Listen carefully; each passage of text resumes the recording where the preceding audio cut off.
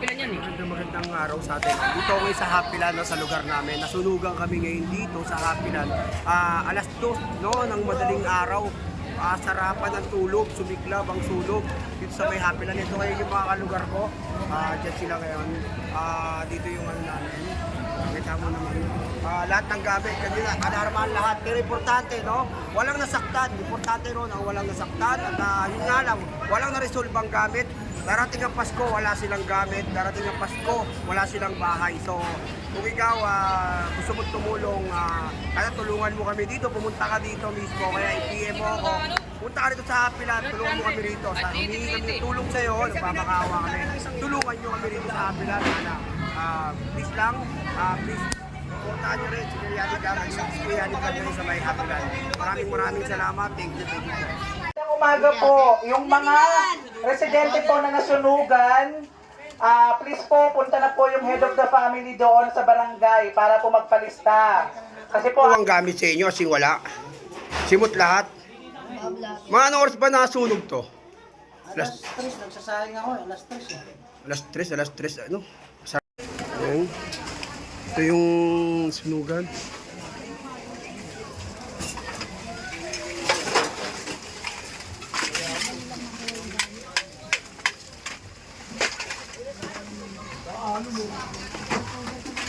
Ito. Anto.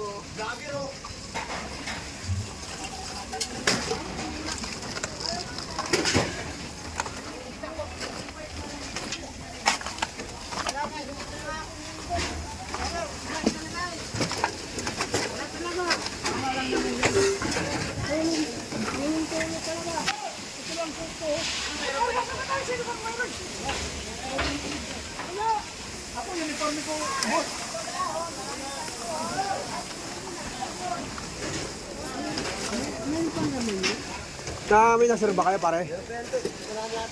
Bukoy boy, wala palang nakuha.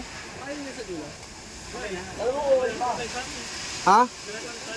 Diyan daw nagsimula eh.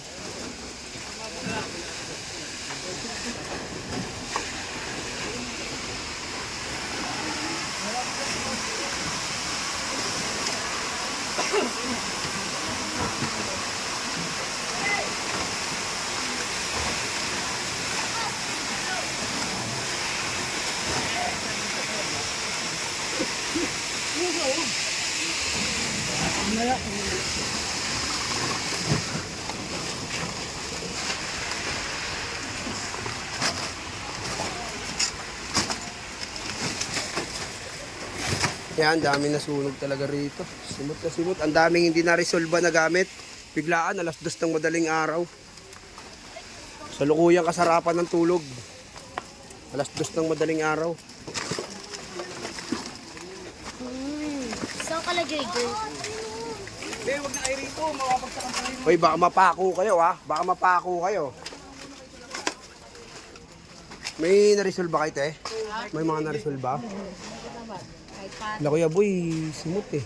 Si Intoy din, no? Lentoy, wala rin nakuha. Wala rin nakuha ang gamit. Wala silang nakuha ang gamit. May mga ano. Simot na simot yung mga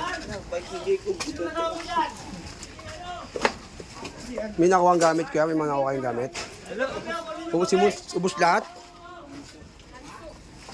Wait, ubus lahat ng gamit nila. Walang na-resolve. Ayan yung mga ano.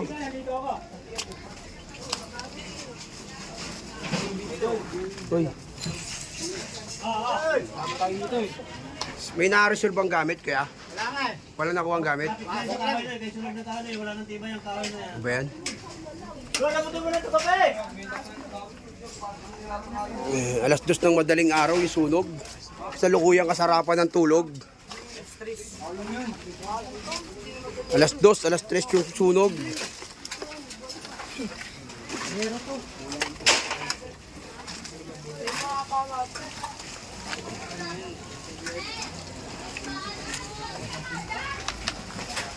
Ito. Sarap pa na mismo ng pintura namin. May na-resolve ba kayo? Wala. Ano oras yung sunog? Alas 2? No, alas 3. Walang nakuha ang gamit? Simot lahat ng gamit? Ano, pandero? So, wawa naman mga taga, mga nasunugan. Yung bahay kasi namin hindi inabot eh. Kaya lang, kawawa talaga sila. Ang daming hindi na-resolve na gamit kasi gawa ng 2:00 ng madaling araw. Sasarapan ng tulog yung sunog. Biglaan, ang bilis ng pangyayari talaga. Gawad. Idol yan eh. Ito kay Peter to. Ayun yung ano. Si Kagawad Konde.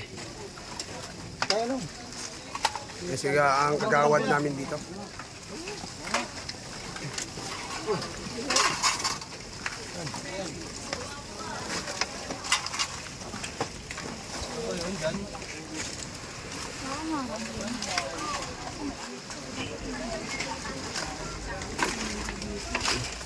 Ting walang na-resolve ang gamit. No? Weng, ayan na, Weng. Kita kila mama mo, Weng. Bakit? Ayan. Sarado? Bahay?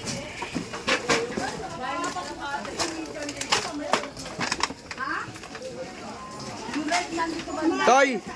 Wala na akong gamit sa inyo? Kami hindi wala. Simot na sa inyo? 2:00 kasi ng madaling araw.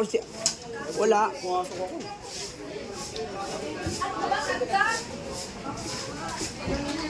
Yan, kita mo dito.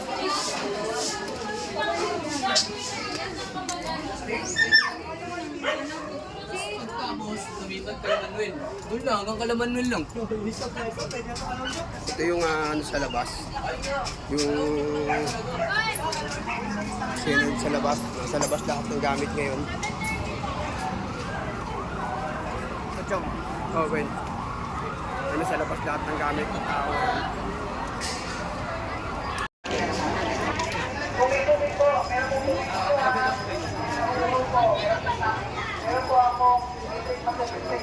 Gam! Ayaw po. Ayaw ka. Yung mga nakatayo, hindi ko mabibigyan number. Oo. Ba't may mga nakatayo po dito?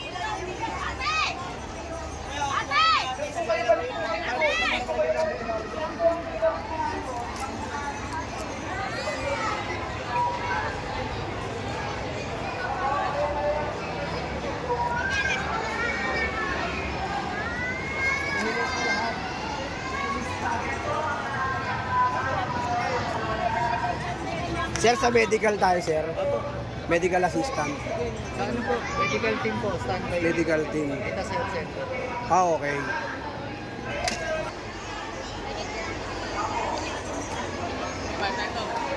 Pwede pare.